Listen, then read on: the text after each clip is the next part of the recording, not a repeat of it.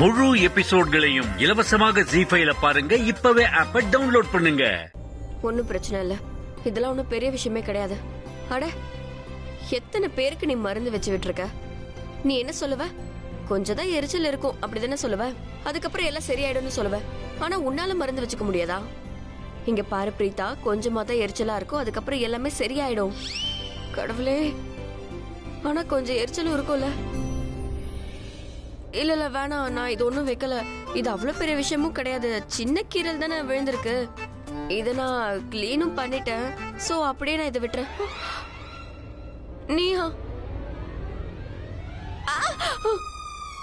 அது என்னன்னா, நீ எதுக்காக வச்சு விடுற? நானே இதை வச்சுக்கிறேனே. நான் ஒரு டாக்டர். உன்னை விட எனக்கு நல்லாவே மருந்து வச்சுக்க தெரியும். ஆமா தெரியும் தான், உனக்கு எல்லாம் தெரியும், ஒத்துக்கிறேன். அதெல்லாம் விடு, என் கண்ணை மட்டும் பாரு. நீ என்னோட கவனத்தை திசை திருப்ப முயற்சி பண்ணாத. நீ வேணா உன்னை ரொம்ப ஸ்மார்ட்டா நினைச்சுக்கலாம், ஆனா நீ ஒன்னும் அப்படி கிடையாது. உனக்கு இந்த காயம் தெரியுதுல, சின்னதா தானே இருக்கு. இது நான் அப்படியே விட்டுருவேன், தானாவே சரியாயிடும். கைவிட. பிரீதா, நீ திருந்தவே மாட்டியா? எதுக்கு இப்படி சின்ன சின்ன விஷயத்துக்கெல்லாம் நீயும் டென்ஷனா, என்னையும் டென்ஷனா கேட்டு இருக்க? ஏன் இங்க பாரு, இது என்னோட வீடு, நீ என் வீட்டுல இருக்க. நீ சண்டை தான் போடுவேன்னா இங்க இருந்து வெளியே போயிடு. என் வீட்டுல சண்டை நடக்க கூடாது. நீ என்ன சொல்ற? நான் ஒண்ணு சொல்ல, ஆயின்மெண்ட் போட்டுட்டேன்.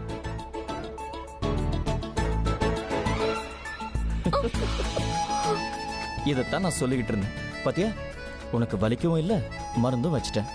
நீயே பார்த்தல, உன் மைண்டுக்கு வலிங்கிற சிக்னலே வரல. இதுக்கு பேர் தான் ஷாக் தெரப்பி.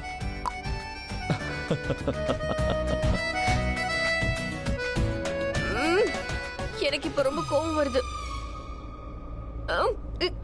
இந்தா, நீ கிட்ட போய் சொல்லிட்டல, எனக்கு மருந்து வச்சிட்ட. இங்க பாரு, உனக்கு மருந்து வச்சு விடுறதுக்காக தான் நான் ஏதோ சொன்னேன். இங்க பாரு, தேவையில்லாம இத அடிக்காத சொன்ன கேளு. வேண்டாம் பிரீதா.